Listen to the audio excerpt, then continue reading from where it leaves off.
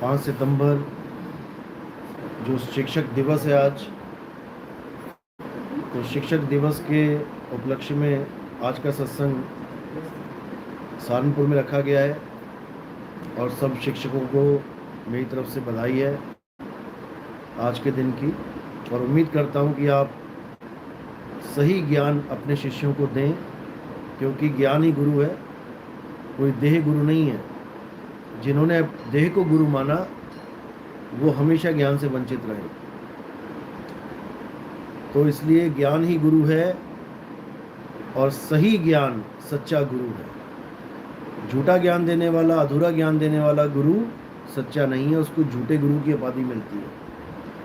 हालांकि वो 5 तत्व पूर्ण है, लेकिन फिर भी उसके पास ज्ञान अधूरा है, इसलिए वो अधूरा गुरु कहलाता है। इसलिए बोला गया, झूठे गुरु को झटक दे और शिष्य शाखा को फूक, वाह में दोष जरा नहीं, शब्द कहा हम कूक। असली गुरु वो है जो सत्य ज्ञान देता है।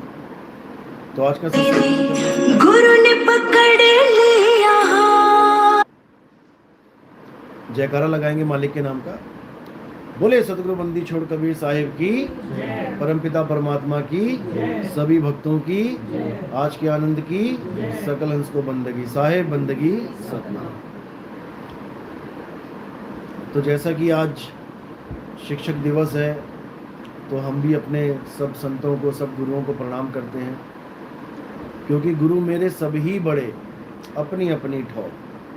कोई भी गुरु कोई भी क्यों ना हो, वो आपको कुछ ना कुछ सही बात ही बता रहा है। जितनी बात आपके लाभ की है, आपको लगता है कि इससे मेरा फ़ायदा है, उतनी बात ले लेनी चाहिए। और जहाँ लगे कि इस गुरु से ये बात मान के मेरा नुकसान हो रहा है, वो चीज़ नहीं लेनी चाहिए। क्योंकि बहुत से गुरु हैं इस दुनिया में जिसका कोई अंत नहीं है, लेकिन अगर सबको आप परमात्मा का दर्जा दे दो तो उससे बात नहीं बनेगी। वरना जेल में इतने गुरु बैठे हैं तो वो भी अपने कर्मों की वजह से बैठे, उनसे भी कुछ ना कुछ गलत काम हुए हैं, इसलिए जेल तक पहुंचे हैं। तो गुरु जो होता है वो ज्ञान होता है। गुरु को समझ नहीं पाए लोग, शरीरों में उलझ के रह गए। ये तेरा गुरु, ये मेरा गुरु, ये हमारी जात का गुरु, ये हमारी कौम का गुरु, ये हमारा धर्म गुरु। ऐसा कोई गुरु नहीं होता है, जात का, कौम का, धर्म गुरु। गुरु होता है ज्ञान। हम अपने बच्चों को स्कूल में डालते हैं, हम कभी नहीं देखते कि मेरा बेटा हिंदू है, मैं हिंदू हूँ, तो उस स्कूल में कोई क्रिश्चियन, मुसलमान तो नहीं पढ़ा रहा, वरना वो हमारे बच्चों को अपना धर्म सिखा दे। ऐसा नहीं है, क्योंकि जो ज्ञान हम अपने बच्चों को देने के लिए वहाँ भेजते हैं, वो गुरु वही ज्ञान देते हैं। स्कूल की पढ़ाई दे रहे हैं, जो सिलेबस है, हम कभी नहीं देखते कि कौन सा गुरु वहाँ पर बैठा है, क्योंकि हमें अपने सिलेबस से मतलब है। हमारे बच्चों को पास करवाना है, हमने उनको आगे पढ़ाना है, पहुँचाना है, पीएचडी तक कराना है। इसी प्रकार गुरु का कोई धर्म नहीं होता, गुरु की कोई जात नहीं होती, क्योंकि गुरु वो होता है जो तुम्हें सत्य से जोड़े। जो सत्य से नहीं जोड़ पा रहा है वो अधूरा गुरु है, और जो सत्य है वो सबके लिए समान है। ऐसा नहीं है कि हिंदुओं का सत्य कुछ और है, मुसलमानों के लिए सत्य कुछ और है, ऐसा नहीं है। पानी सबके लिए एक है, हवा सबके लिए एक है, अग्नि, धरती, आकाश सबके लिए एक है। तो फिर ये ज्ञान सबका अलग अलग कैसे हो गया? अलग अलग इसलिए हो गया क्योंकि ये इंसानों के द्वारा पैदा किया ज्ञान है। जितने भी धर्म हैं ये इंसानों ने बनाए हैं। भगवान का खुद कोई धर्म नहीं है, भगवान के जीवों का कोई धर्म नहीं है, पर लोगों को नहीं समझ में आता, क्योंकि लोग सत्य को ना जानकर इंसानों के द्वारा बनाए गए 52 अक्षरों से निर्मित इन धर्मों में, इन जातों में, इन सब में उलझ के रह गए।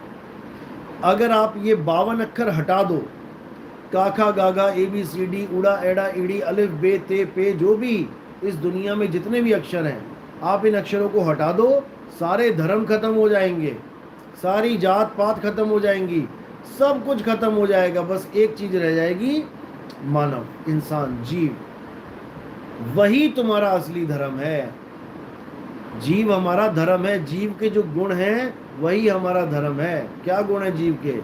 जहां दया तहां धर्म है। दया ही सबसे बड़ा धर्म है जीव का।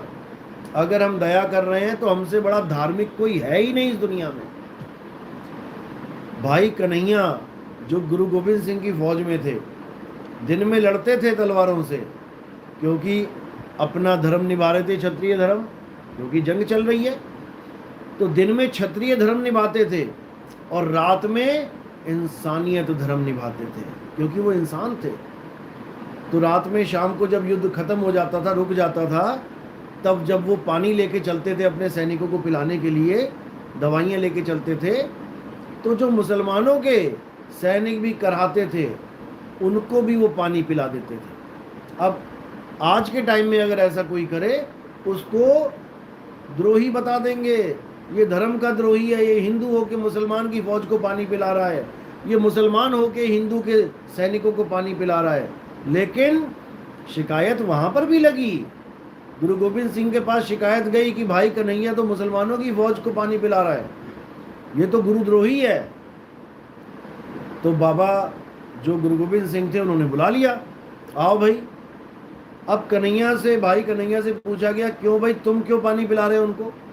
तब उन्होंने क्या कहा, महाराज मैं जहां भी देखता हूं मुझे आप ही आप दिखाई देते हो। मुझे हर जगह ऐसा लगता है कि वो गुरु गोविंद सिंह है, उनको पानी पिलाना है, वो भी मेरा गुरु है, वो भी मेरा गुरु है, यानी मुझे आपका ही रूप हर जगह दिखाई देता है, मैं करूं तो करूं क्या। तो ये जो अवस्था है ये ब्रह्म अवस्था है, जहां पर मतभेद खत्म हो जाते हैं।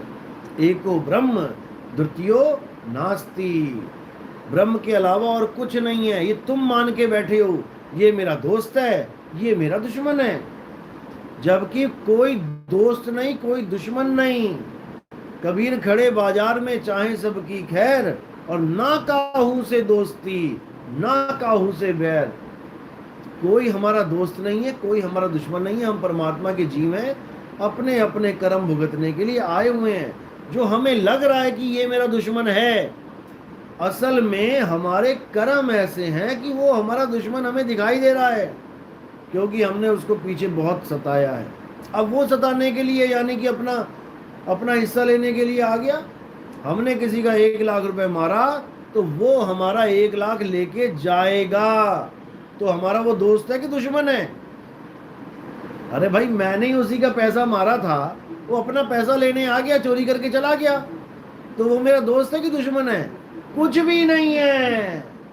ना वो मेरा दोस्त है ना वो मेरा दुश्मन है, मेरे ही कर्म मेरे सामने खड़े हुए हैं। इसीलिए ये दुनिया कर्म प्रधान देश है। बस इतना समझ जाओगे सारी कहानी सुलझ जाएगी। तो इसीलिए बोला है कि सबसे पहले संत महात्माओं ने तुम्हारे कर्म सुधारे हैं। भक्ति वक्ति तो बाद की बात है, पहले कर्म तो सुधार ले भाई, ताकि तुझे भक्ति करने का सही मौका मिल जाए। अब चारों तरफ से लोग तुम्हें परेशान कर रहे हैं तुम्हारे कर्मों की वजह से, तुम भक्ति कहाँ कर पाओगे? तुम्हें तो यही दिमाग में रहेगा, वो भी आ गया, वो भी आ गया, वो भी आ गया। फिर 20-20 हजार रुपए के तुम पाठ करवाओगे लोगों को दे के पैसा, की परमात्मा से कहो जी पीछा छूट जाए इन लोगों से।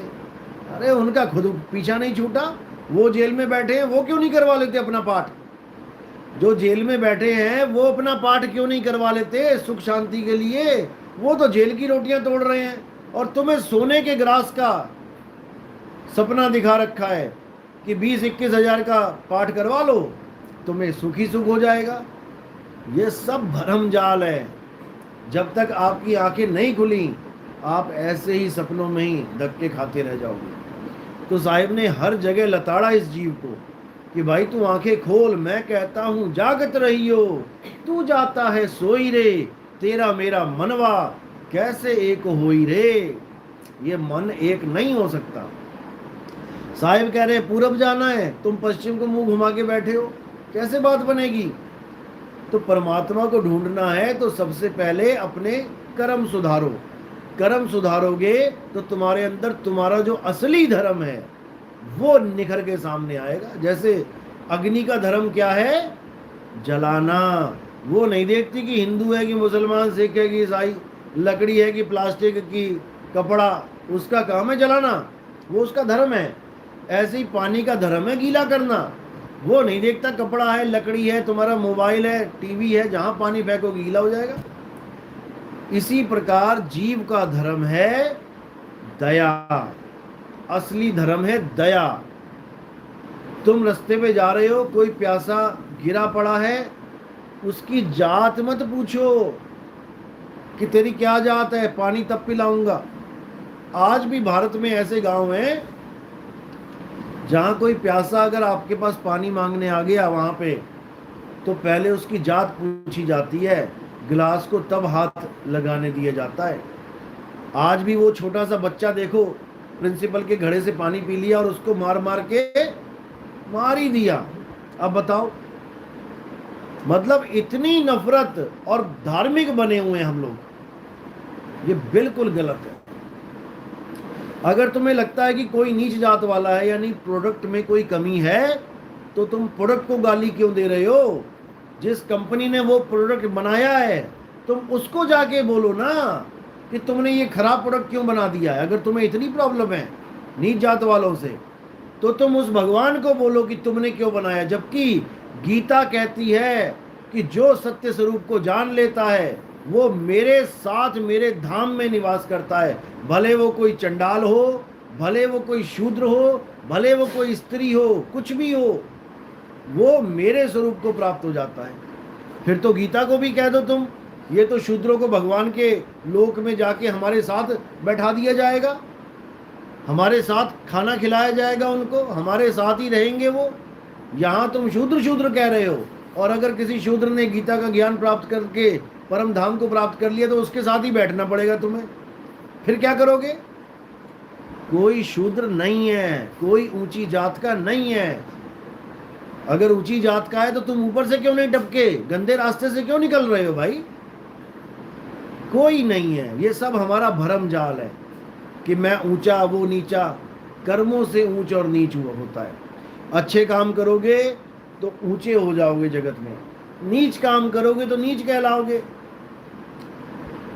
जब कोई नीच काम करता है तो उसको सीधे नीच इंसान बोला जाता है। ये नहीं बोला जाता कि पहले जात पूछ लूं। कहते हैं अरे क्या नीच वाले काम कर रहा है, बड़ा नीच आदमी है ये। बिना जात पूछे सीधे उसको एक उपाधि दे दी जाती है कि नीच आदमी है। क्यों? क्योंकि नीच कर्म कर रहा है। एक वीडियो आई थी, एक लंगूर को आदमी लाठियां मार रहा था, बिना जात पूछे। वो ये नहीं है हिंदू या मुसलमान या सिख या ईसाई, हर आदमी ने उसके ऊपर यही कमेंट किया, कितना नीच आदमी है ये। उस बेचारे लंगूर को लाठियां मार मार के मार दिया। यानी उसके दिल में जीवों के प्रति दया ही नहीं है। तो जहां दया नहीं है वहां पर भगवान नहीं है, वहां कोई धर्म नहीं है। दया ही सबसे बड़ा धर्म है। तो इसलिए दया को अपनाओ, दया को अपने दिल में रखो। अगर दया को रखोगे तो तुम कभी झगड़ा कर ही नहीं सकते, वो भी केवल जात पात के नाम पे, कभी भी नहीं। हमारा देश अभी तक पीछे है, इसीलिए है क्योंकि जात पात पे जो राजनीति होती आई है ये खत्म होने का नाम नहीं ले रही।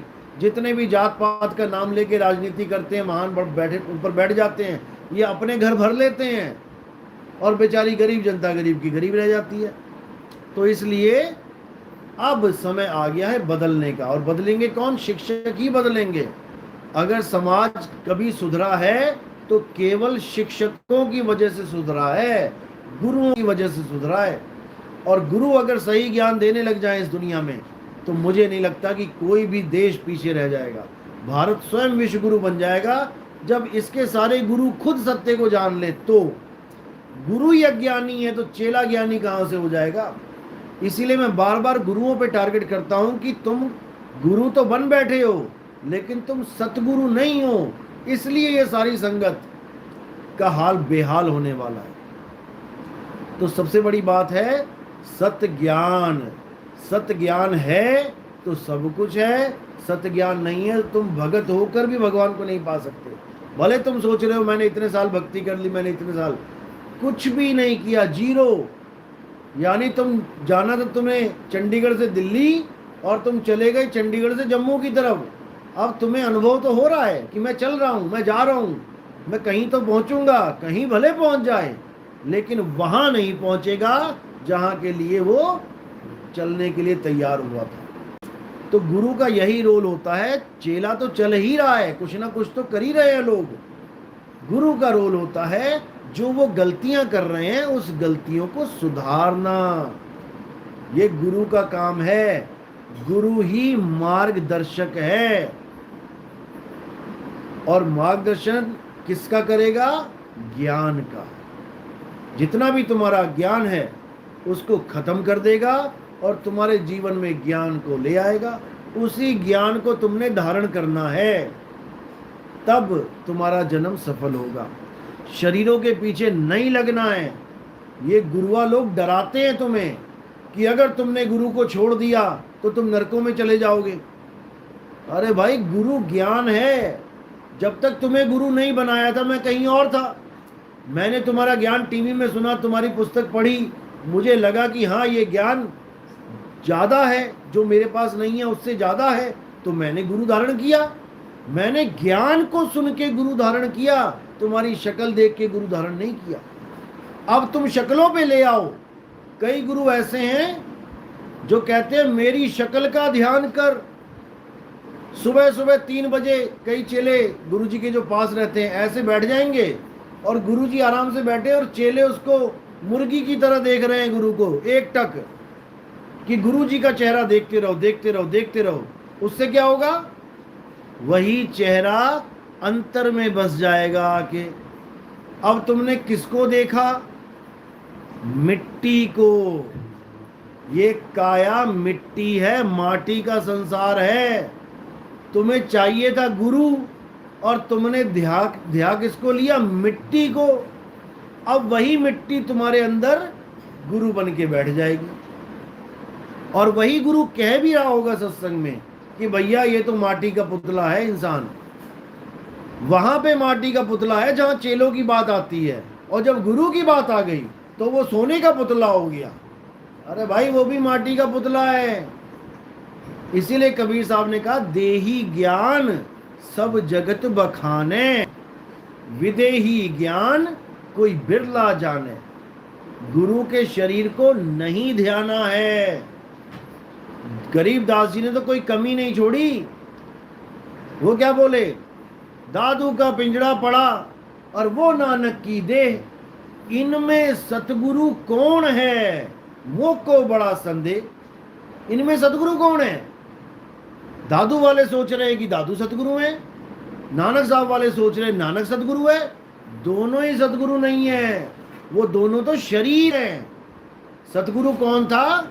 जो नानक साहब की देह को चला रहा था, जो दादू जी की देह को चला रहा था, वो था सतगुरु जो कभी मरता नहीं है। देह तो मर गई।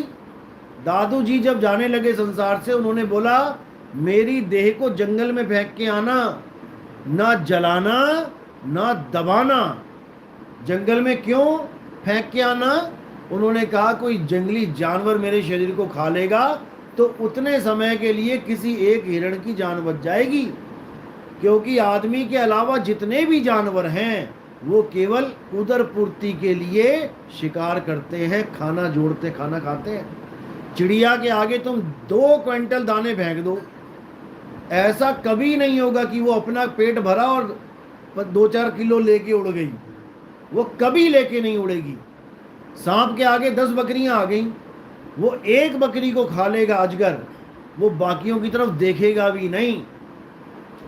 शेर के आगे हजारों हिरण खड़े हैं, वो एक का शिकार करेगा, बाकी सब उसके आजू बाजू घूमते रहेंगे। वो बस पेट भर रहा है और पेट भरने के बाद वो दोबारा शिकार नहीं करेगा जब तक उसको भूख नहीं लगी। लेकिन आदमी ऐसा है जो खाएगा भी और बचाएगा भी। क्यों? क्योंकि आदमी ही एक ऐसा जानवर है जिसको परमात्मा पे विश्वास ही नहीं है कि जिसने आज दिया है वो कल भी देगा। हर जानवर परमात्मा पे विश्वास करके बैठा है कि जिसने आज दिया है वो कल भी देगा, केवल इस आदमी के अलावा। ये इतना नीच आदमी, इतना नीच जानवर है, इसको उसी पे भरोसा नहीं है जिसने सारी दुनिया बना रखी है, जो कहता है कि ये तीन लोक का मालिक है भगवान, उसको उस पे विश्वास नहीं है। लेकिन उसी की महिमा गाएगा, भगवान भगवान करेगा, और भगवान के मंदिर में भी जाएगा तो केवल अपने स्वार्थ के लिए, कुछ मांग नहीं जाएगा। ऐसे बहुत कम लोग हैं जो बिना कुछ मांगे मंदिर से वापस आ जाते हैं, केवल दर्शन करने जाते हैं। यानी छुट्टी में तुम पिताजी के पास जाते हो तो क्या केवल मांगने ही आना है क्या? अरे कभी दर्शन करने भी आ जाया करो, कि बड़े दिनों बाद मिले हैं बाबा जी आपसे पिताजी। इंसान एक ऐसा लालची जानवर है जो हर बार मंदिर जाएगा कुछ ना कुछ मांग के ही आएगा, भले उसके बुराई क्यों ना हो उसमें। गाड़ी मांग रहा है, भले एक्सीडेंट में मरी क्यों ना जाए 200 की स्पीड में, लेकिन अपनी इच्छाओं की पूर्ति के लिए उसने भगवान को एटीएम बना के रख दिया है। वो तभी जाता है जब कोई दुख पड़ता है, भगवान तभी याद आता है। जैसे एटीएम में मार्केट में हजारों दुकानें हैं और कोने में एक एटीएम भी होता है, तो कौन लोग जाते हैं उसमें? क्या सारे जा रहे हैं उसमें? नहीं, उसमें वो जाता है जिसके पैसे खत्म हो जाते हैं, वो जाता है कार्ड डालने कि कुछ लेके हम। इसी प्रकार भगवान को हमने बना दिया एटीएम। लेकिन कबीर साहब क्या कहते हैं? कहते हैं मांगन मरण समान है, मत मांगो कोई भीख, और मांगन से मरना भला, ये सतगुरु की सीख। जो तुम्हारी किस्मत में है वो तुम्हें मिल के रहेगा। ऐसा कोई नहीं है जो तुम्हें वंचित कर देवे उससे। तुम्हारे घर में इतनी चीजें हैं, कूलर है, पंखा है, बत्ती है, बल्ब है, ट्यूबलाइट है, प्रेस है, सब कुछ है, क्या ये सब भगवान से मांगा तुमने? अरे तुमने कमाई करी, तुम खुद ही खरीद के ले आए, अब तुम भगवान से क्या मांगोगे? इसीलिए कई लोगों ने बोल दिया भगवान कुछ नहीं देता भाई, अगर भगवान देने लग जाए तो कोई गरीब ही ना हो। सारे मांग लो, एक एक जेट एरोप्लेन, सारे मांग लो हेलीकॉप्टर, मैं भी देखूंगी कौन किस किस को देता है वो। इंडिया में इतना बड़ा इंडिया है, युगों युगों से भगवान की भक्ति हो रही है, आज कितने लोगों के पास जेट प्लेन है अपने? गिने चुने लोगों के पास। और मुझे लगता है वो लोग भगवान के पास जाते भी नहीं है, समय ही नहीं है उनके पास कि वो तो लाइनों में खड़े होकर भगवान से कुछ मांगे। और जितने भी लोग लाइनों में खड़े होकर मांग रहे हैं वो सभी मांग ही रहे आज तक। और जो मांग के मिल भी रहा है वो क्यों मिल रहा है? क्योंकि उनकी किस्मत में वो ऑलरेडी है, इसलिए मिल रहा है। अगर उनकी किस्मत में नहीं है, लेके दिखा दे किसी भगवान से, नहीं ले सकते। तो माया ने ऐसी दौड़ लगा रखी है इस दिमाग में कि जीव को समझ में ही नहीं आ रहा मैं करूं क्या। अब ये माया की दौड़ कब खत्म होगी? जब तुम्हारे जीवन में एक सही गुरु, सही मार्गदर्शक आ जाएगा। वो तुम्हारा जीवन जीने का नजरिया ही बदल देगा। जिस माया के लिए तुम परेशान थे वो तुम्हारे दिमाग से सारी परेशानी ही निकाल देगा। ज्यादा माया जोड़ने का मतलब है अपने आप को बहुत ज्यादा बांध लेना बेड़ियों में। जितनी माया जो ज्यादा जोड़ रहा है उतना ही ज्यादा टेंशन में है, और जो खा रहा है, खिला रहा है, एंजॉय कर रहा है, नहीं ज्यादा है, कोई बात नहीं, सारे काम निकल रहे हैं, सारे काम चल रहे हैं, कोई काम रुक नहीं रहा, इतना बहुत है, इतना बहुत है। साहिब इतना दीजिए जामे कुटुंब समाए, और मैं भी भूखा ना मरूं, साधु न भूखा जाए। ना तो हम भूखे रहें और ना कोई साधु महात्मा हमारे आता है वो भूखा रहे। इतना बहुत है, बहुत है। तुम्हें पता भी नहीं लगेगा कि कब तुम्हें ये शरीर छोड़ के जाना पड़ जाए। क्या करोगे पीछे 1 करोड़ 2 करोड़ 5 करोड़ छोड़ के, जिसको कमाने में तुमने इतना समय लगा दिया जितना समय तुम भजन में लगा देते। और कमाया भी किसके लिए? जिन लोगों को तुमने कुछ दिया नहीं वही अधिकार जमा लेंगे तुम्हारी प्रॉपर्टी पे। रोक के दिखा लो। आज जो तुम्हारे नाम प्रॉपर्टियां चढ़ी है और तुम खुश हो, ये प्रॉपर्टियां पता नहीं कितने लोगों के नाम चढ़ चुकी हैं, आज तक कोई लेके नहीं गया। बस तुम्हें एक मन में शांति सी बन जाती है, हाँ मेरी प्रॉपर्टी मेरे नाम हो गई, तेरे नाम होकर भी तेरे काम नहीं आएगी। ये माया की दौड़ केवल जीवों के लिए दिमाग में ही नहीं, ये भगवानों के दिमाग में भी दौड़ रही थी। जो कृष्ण जी कहते हैं गीता में कि सोना, पत्थर, मिट्टी, जो इन तीनों को एक दृष्टि से देखे, असल में वो है असली आदमी। लेकिन पूरा युद्ध 5 गांव के लिए हो गया। मैं कहता हूं 5 गांव की भी क्या जरूरत थी, उनको भेष धारण साधु बना देते। बहुत से ऋषि मुनि हैं जो घर बार त्याग के जंगल में बैठते हैं।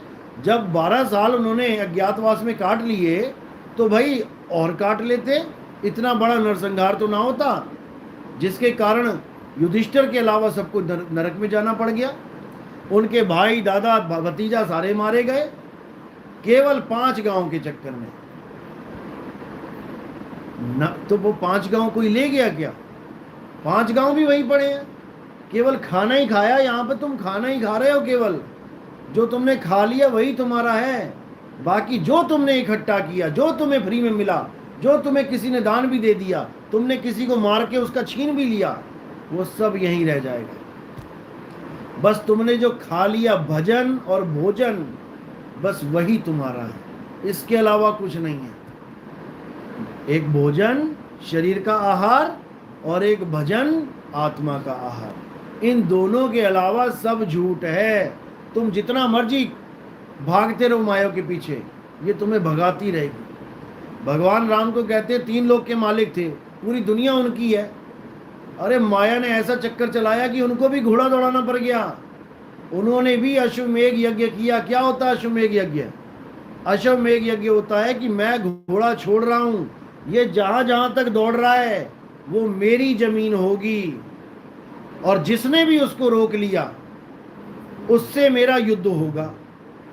अरे आप तो 3 लोक के मालिक हो, सारे खंड ब्रह्मांड आपके हैं, धरती आपकी, आसमान आपका, सूरज चांद सितारे आपके, तुम्हें भी घोड़ा दौड़ाना पड़ रहा है।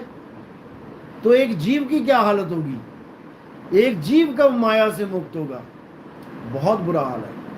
भगवान राम को जब गुरु धारण किया था उन्होंने, उन गुरु जी की गीता पढ़ो आप, उनकी भी गीता है, इतना क्लियर बोल रखा है उसमें आत्मा के बारे में, बहुत बढ़िया।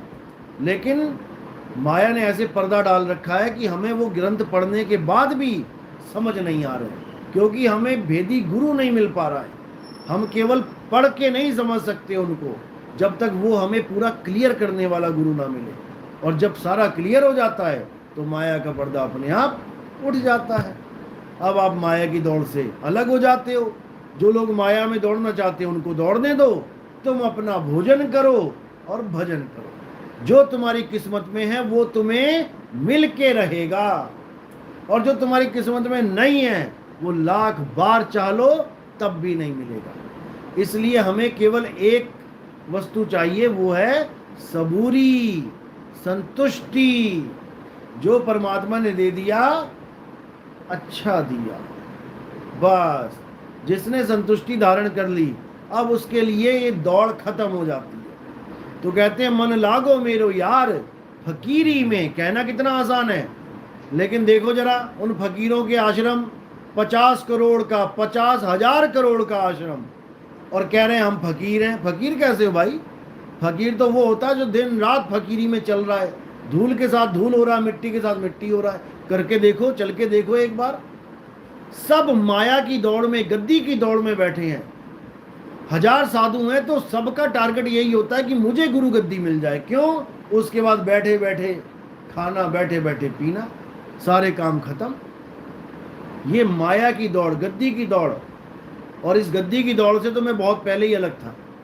10 साल तक मैं दौड़ा हूं केवल जीवों के लिए, जीवों के कल्याण के लिए। ना तो मुझे गद्दी कभी चाहिए थी और ना ही मुझे गद्दी कभी मैं मांगू किसी से। बिना गद्दी के ही हम गद्दी वाले हैं। तो असली चीज है जीवों का कल्याण। जो संत जीवों का कल्याण करने के लिए इस चोले को धारण करते हैं, धन्य है वो संत। और जो माया इकट्ठी करने के लिए ये चोला धारण करते हैं, उन लोग को अभी समय है, सुधर जाओ। नहीं तो 1,84,000 सामने है, बचाने वाला कोई नहीं है। इसीलिए साहिब ने लताड़ा गरीबदास जी ने लताड़ा, अरे गुरुआ गांव बिगाड़ा संतो, गुरुआ गांव बिगाड़ा। इन गुरुआ लोगों ने पूरा पूरा गांव बर्बाद कर दिया, गलत प्रचार करके, गलत ज्ञान देके। कहते किस किस को समझाऊं, यहाँ तो कुएं भांग पड़ी। एक गांव में एक कुआं, उसमें ही भांग डाल दी किसी ने बोरा भर के।